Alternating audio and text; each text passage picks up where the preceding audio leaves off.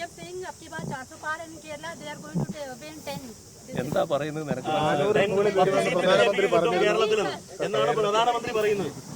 ഇത് കേരളത്തിൽ കിട്ടുമെന്ന് പ്രധാനമന്ത്രി പറയുന്നത്. അതില് 0 ഉണ്ടാവും, മറ്റേ ഒന്നുണ്ടാവില്ല അത് മാത്രം. വോട്ട് ചെയ്തതിന് ശേഷം പ്രതിപക്ഷ നേതാവ് പറഞ്ഞത് CPM BJP അന്തർധാരയുണ്ട് എന്നാണ് ചില മണ്ഡലങ്ങളിലെങ്കിലും.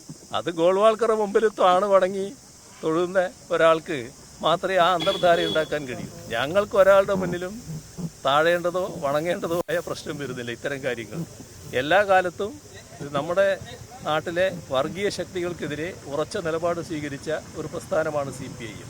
അതിൽ RSSന്റെ കൊലക്കത്തിക്കിരയായി രക്തസാക്ഷിത്വം വരിക്കേണ്ടി വന്ന സഖാക്കളുടെ ഒരു വലിയ നിര തന്നെ ഇവിടെ കാണാൻ കഴിയും. എന്തിനാണത്? എന്തിനു വേണ്ടിയായിരുന്നു? എന്തായിരുന്നു ഉദ്ദേശം? അതൊന്നും പറയേണ്ട നേരമല്ലല്ലോ ഇപ്പോൾ. അതുകൊണ്ട് അതിൻ്റെ മറ്റു കൂടുതൽ കാര്യങ്ങളിലേക്ക് ഞാൻ പോകുന്നില്ല എന്ന് മാത്രം.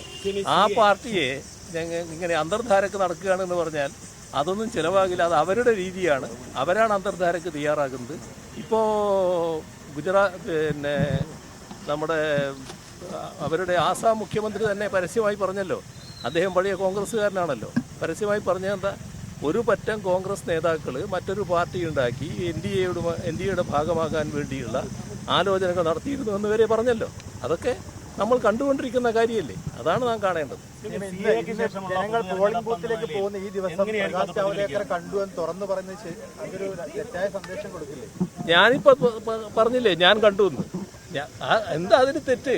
സാധാരണ നിലക്ക് ഒരു രാഷ്ട്രീയ നേതാവ് അയാൾ കാണാൻ വരുമ്പോൾ കാണില്ല എന്ന് പറയേണ്ട കാര്യം എന്താണ്? അതല്ലേ നമ്മൾ കാണേണ്ടത്. ഞാൻ പറഞ്ഞല്ലോ അദ്ദേഹത്തോട് ഞാൻ പറഞ്ഞ കാര്യം. ഞാൻ കണ്ടത് പക്ഷേ ഒരു പൊതുസ്ഥലത്ത് വെച്ചാണ്.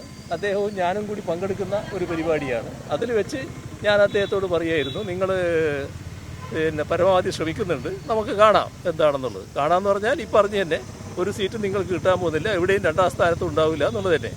അത് പറഞ്ഞില്ല എന്ന് മാത്രം.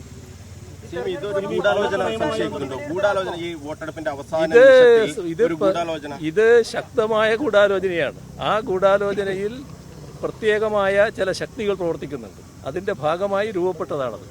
അത് തന്നെയാണത് വസ്തുത. തെരഞ്ഞെടുപ്പ് എന്ന് പറയുന്നത് എന്താണെന്ന് മനസ്സിലാക്കാൻ ഇതേവരെ കഴിഞ്ഞിട്ടില്ലെങ്കിൽ നിങ്ങൾ എന്തൊരു മാധ്യമ പ്രവർത്തകനാണ്? നിങ്ങൾക്ക് അതുപോലും മനസ്സിലാക്കാൻ കഴിയുന്നില്ല എന്നല്ലേ അതിൻ്റെ അർത്ഥം? ഈ തെരഞ്ഞെടുപ്പ് എന്ന് പറയുന്നത് രാജ്യത്തിൻ്റെ പ്രവർത്തനങ്ങൾ വിലയിരുത്താനുള്ളതല്ലേ. അതല്ലേ പ്രധാനമായിട്ടും നോക്കുക. ആരെങ്കിലും എന്തെങ്കിലും പറയുന്നിട്ട് അതേപോലെ ചോദിക്കാൻ നിൽക്കലാണോ നിങ്ങൾ വേണ്ടത്? നിങ്ങളൊരു സ്വയബുദ്ധി ചെലവഴിക്കണ്ടേ? നിങ്ങളെ സ്വയബുദ്ധി ചെലവഴിച്ചാൽ ഇത് കേരള സംസ്ഥാനത്തിൻ്റെ പ്രവർത്തനത്തെ വിലയിരുത്താനുള്ള തെരഞ്ഞെടുപ്പാണോ? രാജ്യത്തിൻ്റെ പ്രവർത്തനത്തെ വിലയിരുത്താനുള്ളത്? ഇതൊക്കെയല്ലേ നമ്മൾ മനസ്സിലാക്കേണ്ടത്.